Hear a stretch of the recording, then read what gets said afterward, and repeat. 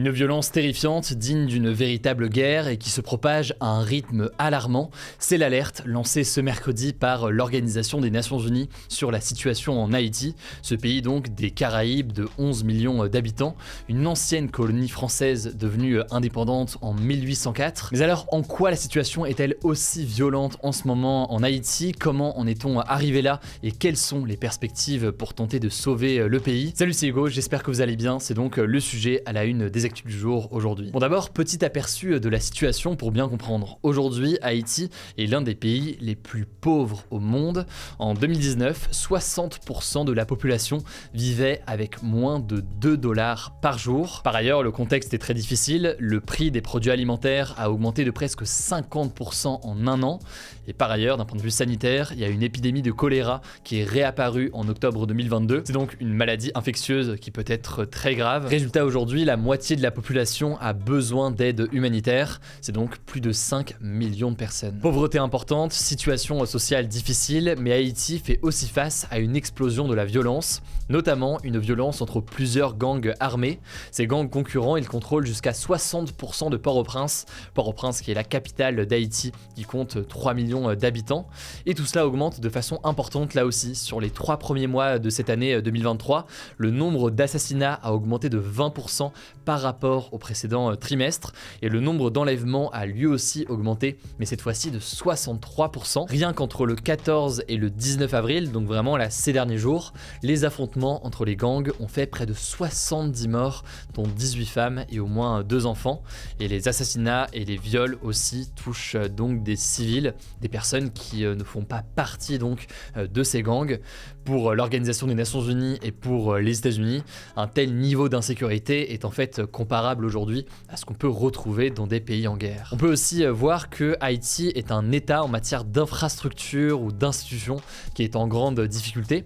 Par exemple, là je vous parlais de la question des violences entre groupes armés. Eh bien la police haïtienne aujourd'hui, elle est complètement dépassée, elle est en sous-effectif et elle est mal équipée. Elle est tellement dépassée en fait que les habitants prennent eux-mêmes les armes pour tenter de se faire justice ou se venger.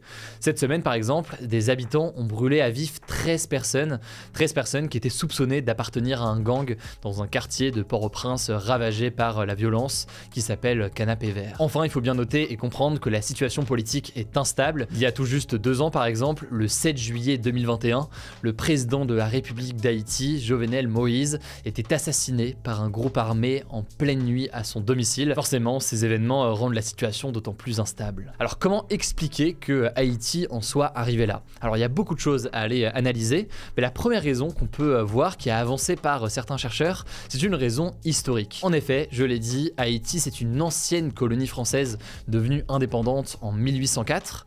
Or, eh bien, une enquête du New York Times qui a été publiée en 2022 et que je vous mets en description mettait en lumière eh bien, une dette haïtienne envers la France. Et oui, en effet, la France puis les États-Unis, après l'indépendance de Haïti, ont exigé l'équivalent de centaines de millions d'euros à Haïti juste après son indépendance. Pendant des années à partir du 19e siècle, la France et les États-Unis ont donc réclamé des sommes colossales à Haïti. Et le New York Times décrit donc une spirale d'endettement qui a paralysé le pays pendant plus d'un siècle. Forcément, ça a pu participer à mettre Haïti dans une situation difficile. Deuxième raison qu'on peut évoquer, qui est plus actuelle, c'est la question des catastrophes naturelles. Haïti est en effet situé dans les Caraïbes, dans une zone où les séismes et les ouragans sont fréquents. En 2010, par exemple, un immense séisme avait fait plus de 200 000 morts.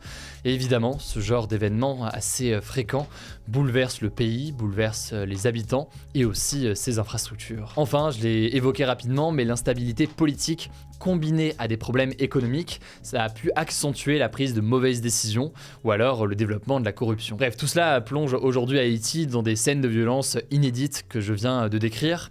Mais alors, que faire? Eh bien, signe de cette impuissance importante, le Premier ministre haïtien Ariel Henry a demandé au pays du monde entier de déployer une force armée internationale pour venir rétablir l'ordre à Haïti. Mais jusqu'à présent, même si quelques pays se sont dit prêts à participer, aucun pays n'a accepté de prendre la tête d'une telle force, malgré l'insistance de l'ONU.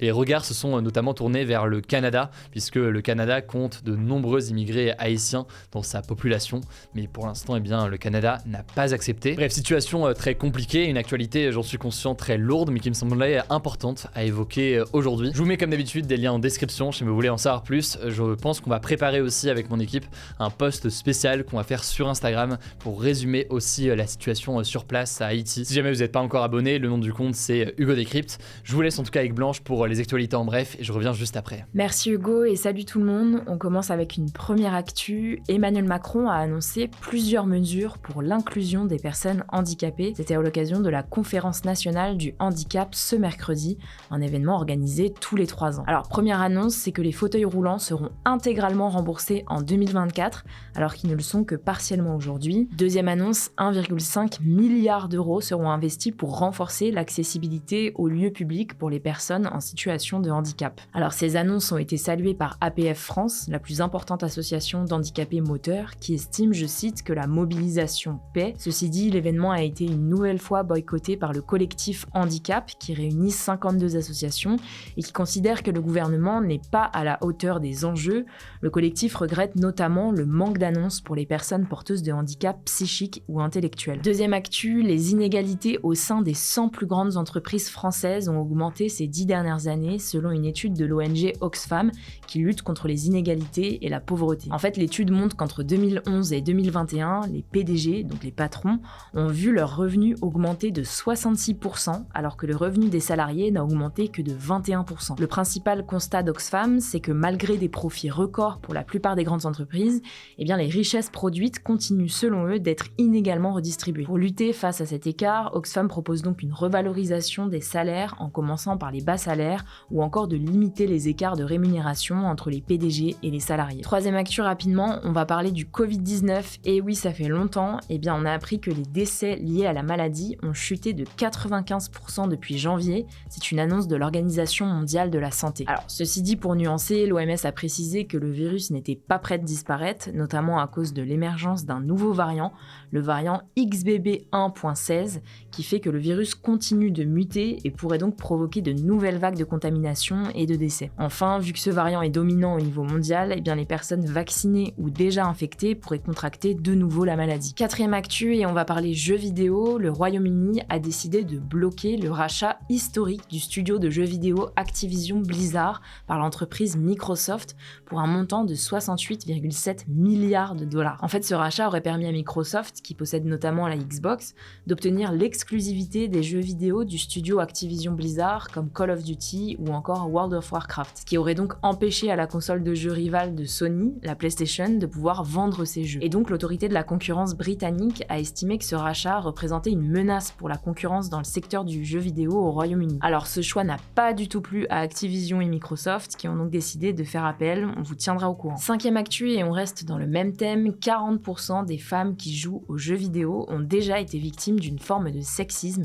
selon une étude de l'IFOP publiée ce jeudi. Si on rentre dans le détail, ce chiffre monte à 66% de victimes de sexisme chez les femmes qui jouent aux jeux de combat. Résultat, beaucoup de gameuses décident de cacher leur genre ou refusent de participer à un chat vocal. Bref, le sexisme dans le milieu du jeu vidéo, c'est quelque chose dont on avait déjà parlé il y a quelques mois, je vous mets le lien de notre vidéo sur le sujet en description. Sixième actu, et c'est une mauvaise nouvelle pour les fans de frites, puisque la consommation régulière d'aliments frits aurait un lien avec l'anxiété et la dépression. C'est ce que montre une étude publiée le mois dernier dans la revue scientifique américaine PNAS. Les personnes qui mangent fréquemment des aliments frits auraient un risque d'anxiété 12% plus élevé que la moyenne et un risque de dépression 7% plus élevé. Alors cependant, ces résultats sont à nuancer puisque d'autres spécialistes estiment quant à eux que le problème pourrait être pris à l'inverse, étant donné que les personnes souffrant d'anxiété ou de dépression se tournent très souvent vers des aliments jugés réconfortants pour trouver retrouver un semblant de soulagement. Dernière actu, en Californie aux États-Unis, un lac asséché depuis des décennies, le lac Tulare,